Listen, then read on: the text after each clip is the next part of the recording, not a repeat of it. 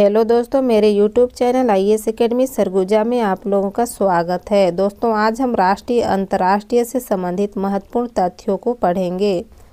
दोस्तों, 2024 में होने वाली एग्ज़ामों के लिए महत्वपूर्ण टॉपिक है। यहाँ से 1 या 2 नंबर के क्वेश्चंस ज़रूर आपके परीक्षा में देखने को मिलेंगे।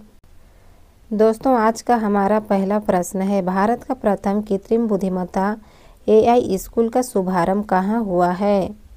आंसर है तिरुवनंतपुरम, केरल में। दोस्तों, भारत का प्रथम कृत्रिम बुद्धिमत्ता AI स्कूल का शुभारंभ तिरुवनंतपुरम, केरल में किया गया है। दोस्तों, भारत में सर्वप्रथम AI की शुरुआत NH महाबाला के द्वारा 1960 के दशक में किया गया था। दोस्तों, हमारा अगला प्रश्न है, भारत का प्रथम मानव रहित हवाई प्रणाली प्रशिक्षण केंद्र कहाँ स्थापित किया गया है? आंसर है तमिलनाडु में। दोस्तों, भारत का प्रथम मानव रहित हवाई प्रणाली प्रशिक्षण केंद्र तमिलनाडु में स्थापित किया गया है। दोस्तों, हमारा अगला प्रश्न है, भारत का प्रथम क्वांटम कंप्यूटिंग आधारित दूरसंचार नेटवर्क की स्थापना कहाँ की गई है? आंसर है नई दिल्ली में।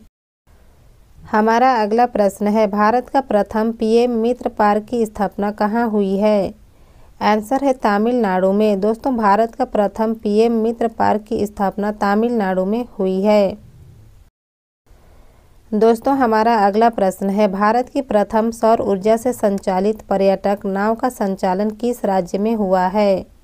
आंसर है केरल राज्य में। दोस्तों, भारत की प्रथम सौर ऊर्जा से संचालित पर्यटक नाव का संचालन केरल राज्य में हुआ है।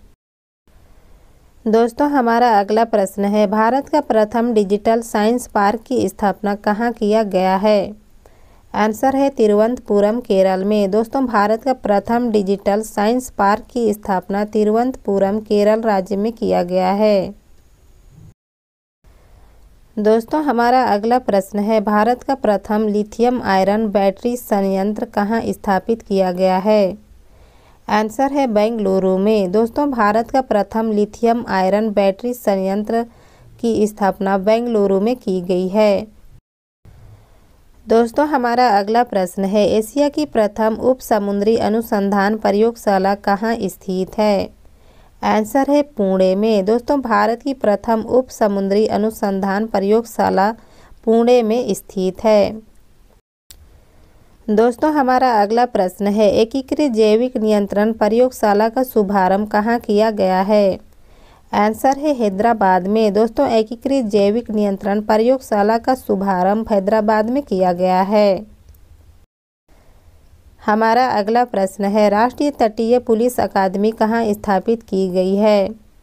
आंसर है द्वारका, गुजरात में। दोस्तों, द्वारका, गुजरात में राष्ट्रीय तटीय पुलिस अकादमी की स्थापना की गई है। दोस्तों, हमारा अगला प्रश्न है, दाउकी भूमि बंदरगाह किस राज्य में स्थित है? आंसर है मेघालय राज्य में। दोस्तों, दाउकी भूमि बंदरगाह मेघालय राज्य में स्थित है। दोस्तों, हमारा अगला प्रश्न है, भोगापुरम अंतर्राष्ट्रीय ग्रीनफील्ड हवाई अड्डा कहाँ स्थित है? आंसर है आंध्र प्रदेश राज्य में। दोस्तों, भोगापुरम अंतर्राष्ट्रीय ग्रीनफील्ड हवाई अड्डा आंध्र प्रदेश राज्य में स्थित है। हमारा अगला प्रश्न है, भारत का प्रथम सेमीकंडक्टर के संयंत्र कहाँ स्थापित किया गया है?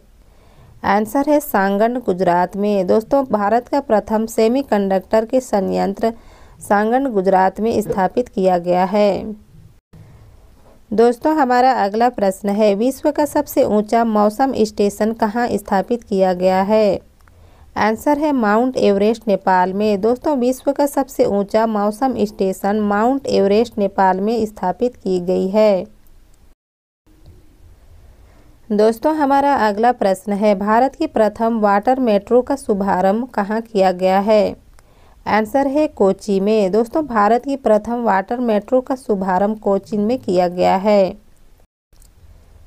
दोस्तों, हमारा अगला प्रश्न है, जल बजट अपनाने वाला भारत का प्रथम राज्य कौन सा है? आंसर है केरल राज्य। दोस्तों, जल बजट अपनाने वाला भारत का प्रथम राज्य केरल राज्य बन गया है। दोस्तों, हमारा अगला प्रश्न है, विश्व में ताड़ के पत्तों का प्रथम पांडुलिपि संग्रहालय कहाँ स्थापित किया गया है? आंसर है तिरुवनंतपुरम, केरल में।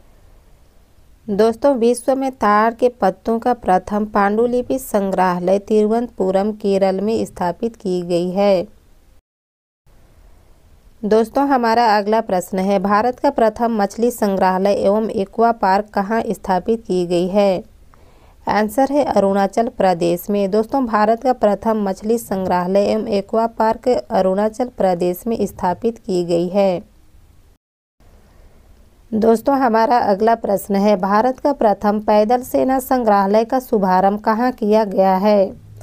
आंसर है महू, मध्य प्रदेश में। दोस्तों, महू, मध्य प्रदेश में भारत का प्रथम पैदल सेना संग्रहालय का शुभारंभ किया गया है। दोस्तों, हमारा अगला प्रश्न है, विश्व में चीनी का सबसे बड़ा उपभोक्ता देश कौन सा बन गया है? आंसर है भारत देश। दोस्तों, विश्व में चीनी का सबसे बड़ा उपभोक्ता देश भारत देश बन गया है। दोस्तों, चीनी के उत्पादन में विश्व में भारत का तीसरा स्थान है। दोस्तों, हमारा अगला प्रश्न है, भारत के नवीनतम मुख्य सूचना आयुक्त किसे बनाया गया है? आंसर है हीरालाल समरिया को। दोस्तों, भारत के नवीनतम मुख्य सूचना आयुक्त हीरालाल समरिया को बनाया गया है, जो 12वें क्रम के हैं। दोस्तों, नवंबर 2023 में केंद्रीय सूचना आयोग के सूचना आयुक्त के पूर्व पद पर कार्यरत हीरालाल समरिया को मुख्य सूचना आयुक्त बनाया गया है। दोस्तों, हमारा अगला प्रश्न है, भारतीय नौसेना का नवीनतम उप प्रमुख किसे नियुक्त किया गया है? आंसर है दिनेश के त्रिपाठी को। दोस्तों, भारत के नौसेना का नवीनतम उप प्रमुख दिनेश के त्रिपाठी को बनाया गया है। दोस्तों, इन्होंने 4 जनवरी 2024 को पदभार ग्रहण किए हैं। दोस्तों, हमारा अगला प्रश्न है, 15 सितंबर 2023 को केंद्र सरकार द्वारा प्रवर्तन निदेशालय का नवीनतम प्रभारी किसे नियुक्त किया गया है? आंसर है राहुल नवीन को। दोस्तों, केंद्र सरकार द्वारा प्रवर्तन निदेशालय का नवीनतम प्रभारी निदेशालय नियुक्त राहुल नवीन को बनाया गया है। दोस्तों, हमारा अगला प्रश्न है, वर्तमान में भारतीय रिजर्व बैंक RBI के गवर्नर कौन हैं? आंसर है शशिकांत दास। दोस्तों, वर्तमान में भारतीय रिजर्व बैंक RBI के गवर्नर शशिकांत दास जी हैं। दोस्तों, वर्तमान में भारतीय रिजर्व बैंक RBI के गवर्नर शशिकांत दास को बनाया गया है। दोस्तों, हमारा अगला प्रश्न है, राष्ट्रीय हरित अधिकरण के नवीनतम अध्यक्ष के रूप में पदभार ग्रहण किया है? आंसर है प्रकाश श्रीवास्तव। दोस्तों, राष्ट्रीय हरित अधिकरण के नवीनतम अध्यक्ष के रूप में पदभार ग्रहण प्रकाश श्रीवास्तव ने किया है। दोस्तों, हमारा अगला प्रश्न है, एशिया की प्रथम महिला लोको पायलट कौन बनी है? आंसर है सुरेखा यादव। दोस्तों, एशिया की प्रथम महिला लोको पायलट सुरेखा यादव जी बनी हैं। दोस्तों, यह भारत की प्रथम semi high speed train Vande Mataram express train का संचालक करने वाली भारत की प्रथम महिला बन गई हैं। हमारा अगला प्रश्न है, विश्व बैंक के 14वां अध्यक्ष किसे नियुक्त किया गया है? आंसर है अजय बंगा को। दोस्तों, विश्व बैंक के 14वां अध्यक्ष अजय बंगा को नियुक्त किया गया है। दोस्तों, हमारा अगला प्रश्न है, 2023 में शांति का नोबेल पुरस्कार किसे प्राप्त हुआ है? आंसर है नरगिस मोहम्मदी को। दोस्तों, 2023 में शांति का नोबेल पुरस्कार नरगिस मोहम्मदी को दिया गया है, जो ईरान के सामाजिक कार्यकर्ता हैं। दोस्तों, हमारा अगला प्रश्न है, 2023 में साहित्य के क्षेत्र में नोबेल पुरस्कार किसे दिया गया है? आंसर है जॉन अलाव फोक्से को। दोस्तों, 2023 में साहित्य के क्षेत्र में नोबेल पुरस्कार जॉन अलाव फोक्से को दिया गया है, जो नॉर्वे से बिलोंग करते हैं। दोस्तों, हमारा अगला प्रश्न है, नोबेल पुरस्कार अर्थशास्त्र के क्षेत्र में 2023 में किसे दिया गया है? आंसर है क्लाउडिया गोल्डन को। दोस्तों, 2023 में अर्थशास्त्र के क्षेत्र में नोबेल पुरस्कार क्लाउडिया गोल्डन को दिया गया है, जो अमेरिकी के निवासी हैं। दोस्तों, हमारा अगला प्रश्न है, 2023 में चिकित्सा के क्षेत्र में नोबेल पुरस्कार किन्हें प्राप्त हुआ है? आंसर है कैटलिन करिको को। दोस्तों, 2023 में चिकित्सा के क्षेत्र में नोबेल पुरस्कार कैटलिन करिको को दिया गया है, जो हंगरी के निवासी हैं। हमारा अगला प्रश्न है 2023 में नोबेल पुरस्कार भौतिकी के क्षेत्र में किससे दिया गया है। आंसर है पियरे अगस्टिनी को। दोस्तों पियरे अगस्टिनी को 2023 में नोबेल पुरस्कार भौतिकी के क्षेत्र में दिया गया है। दोस्तों ये फ्रांस के निवासी हैं। दोस्तों हमारा अगला प्रश्न है ज्ञानपीठ पुरस्कार 2023 किसे दिया गया है। आंसर है संस्कृत विद्वान राजगुरु भद्राचार्य एवं उर्दू कवि गुलजार को दिया गया है। दोस्तों ज्ञानपीठ पुरस्कार 2023 संस्कृत विद्वान राजगुरु भद्राचार्य एवं उर्दू कवि गुलजार को दिया गया है।